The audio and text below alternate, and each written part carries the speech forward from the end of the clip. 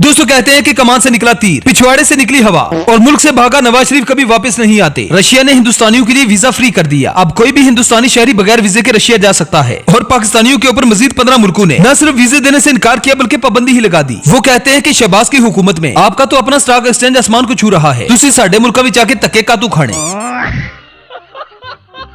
दुनिया में अगर किसी ने भी बिजनेस सीखना हो तो शरीफ और जरदारी खानदान की तारीख को उठा उठा कर देख लें। खास तौर पर गवाल मंडी वालों की। पहले हुकूमत में आके ठीक ठाक पीआईए को तबाह किया, फिर खुद ही उसकी बोली लगवाई। बोली कम से कम लगवाने की कोशिश की गई। 10 अरब की बोली लगवाई गई ताकि इसे खुद ही खरीद सकें। ऐसे सियाने लोगों के बारे में ही सियाने क्या खूब कहते हैं, न हिंग लगे न फटकड़ी रंग भी चोखा आए। पहले हुकूमत का बयानिया था कि पीआईए की कीमत अच्छी नहीं लग रही, इसलिए हम ही इसे खरीदने जा रहे हैं। अगर पीआईए की कीमत अच्छी नहीं लग रही थी तो जहाजों पर कैदी नंबर 804 लिखकर देख लेते, कीमत भी आसमान छूती और तुम्हें भी थोड़ी सी इज्जत मिल जाती।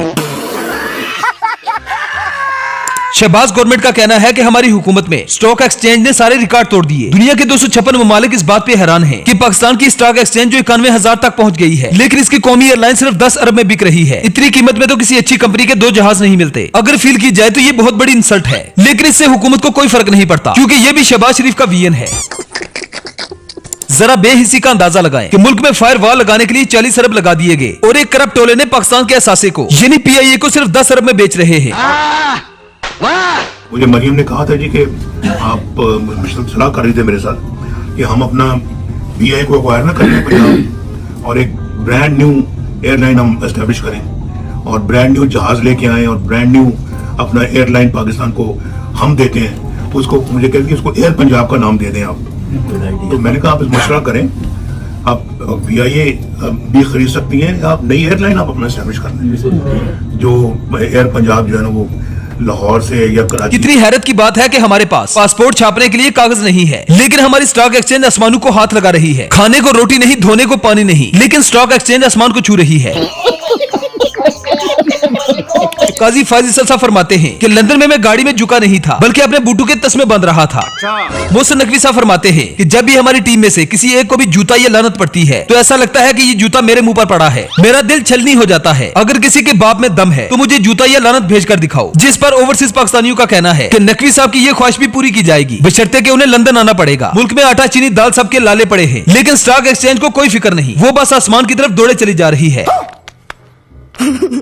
मरियम नवाज साहिबा फरमाती हैं कि सेहत की तमाम तर सहूलियात पंजाब में मुयसर होंगी। कैंसर का इलाज तो शौकत खाना में हो रहा है, बाकी तमाम मुजी अमराज का इलाज मेरे अपने पंजाब में सबको मिलेगा। लेकिन मस्जिद के साथ मेरा अब्बा और मैं इलाज करवाने के लिए लंदन ही जाएंगे। मैं लंदन से कभी इलाज न करवाती, लेकिन क्या करें मेरा गला खराब है और गला खराब होने का इलाज पाकिस्तान में मौजूद नहीं। उनकी हवा चल पड़ी, अल्लाह के फजल करम से शुक्र है उसका। कारकर्दगी में, अवाम की खिदमत में, तरक्की में मुस्लिम लीग नून का पलड़ा कल भी भारी था, आज भी भारी है। लीग नून की हवा चल पड़ी, अल्लाह के फजल करम से शुक्र है उसका। वज़ीर आला पंजाब मरियम नवाज शरीफ आज लंदन रवाना होंगी। मरियम नवाज अपने गले का इलाज करवाने के लिए लंदन जाने को तो तैयार हैं, लेकिन ओवरसीज पाकिस्तानी मरियम नवाज का इस्तकबाल करने को तैयार हैं। ओवरसीज का कहना है कि अब की बार ऐसा इस्तकबाल होगा कि लोग काजी फाइज ईसा को भी भूल जाएंगे। मरियम नवाज गले के इलाज के लिए लंदन जाएंगी, लेकिन मोहतरमा की कनीज़ें तो गला फाड़ फाड़ कर कहती हैं कि केपी से लोग इलाज करने के लिए पंजाब आएंगे। क्या मरियम नवाज के इलाज के लिए कोई ऐसा अस्पताल नहीं है जो मौसूफा के गले का इलाज कर सके? कोई अस्पताल बनाए हो तो लगाओ, बताओ।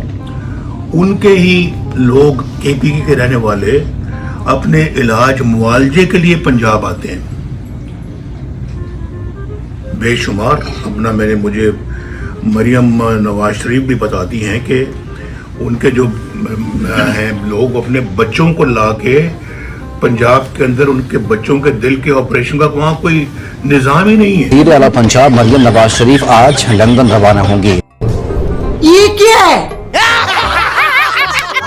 बिलावल को मर्दाना कमजोरी है, कमजोरी का इलाज करवाने के लिए थोड़े ही दिनों के बाद बिलावल पेरिस रवाना हो जाएंगे। जरदारी का पैर फ्रैक्चर दुबई में इलाज चल रहा है। नवाज शरीफ की क्लच प्लेटों के साथ साथ दिमाग की शरेयानें भी बंद हैं। बाबूजी अपना इलाज अमेरिका से करवा रहे हैं और अब तो मरियम नवाज का गला खराब हो गया है, वो भी हमें यहाँ तड़पता छोड़कर लंदन रवाना होने वाली है। पता नहीं उनके जाने के बाद हमारे मुल्क का क्या बनेगा।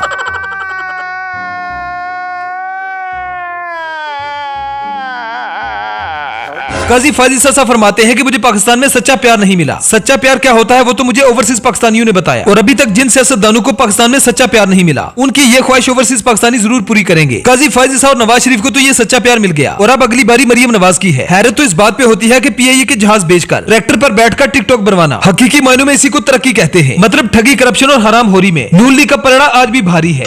एक तरफ काजी फाजिल साहब के जाने के बाद पाकिस्तानियों ने सुख की सांस ली और काजी के दफा होने के दिन को यौम निजात के तौर पर मनाया गया। इसके बाद नए चीफ जस्टिस या अफरीदी ने शैतान से पनाह मांगी तो शैतान की टांग ही टूट गई। जरदारी को दुबई में जहाज से उतरते हुए मोच आ गई।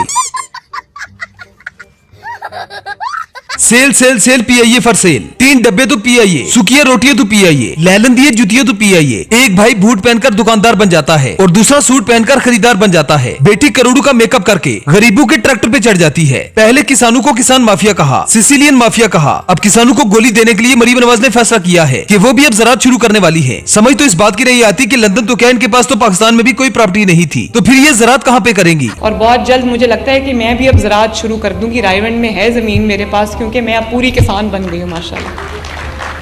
चोर नाले चतर, कैलबरी फॉन्ट और कतरी लेटर वाली थीफ चीफ मिनिस्टर कि लंदन क्या मेरी पाकिस्तान में भी जायदाद नहीं है।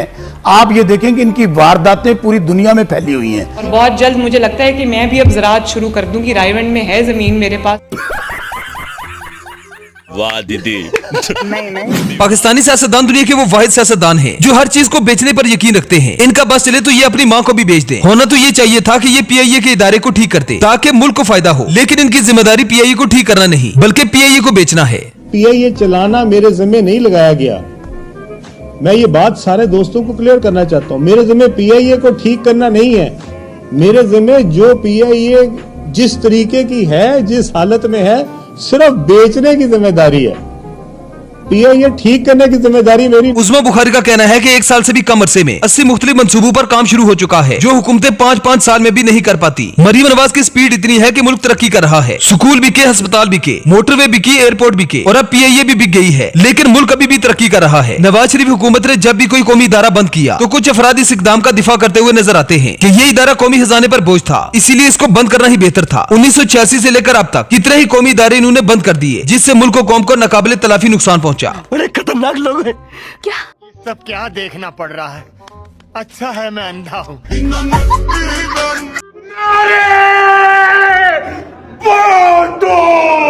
ये है भुट्टा, ये नंदी वडी यो चिंता हुई मुल्क का जो बर्बाद दियो बेवा। तू भाग जा, मैं कहता हूँ तू भाग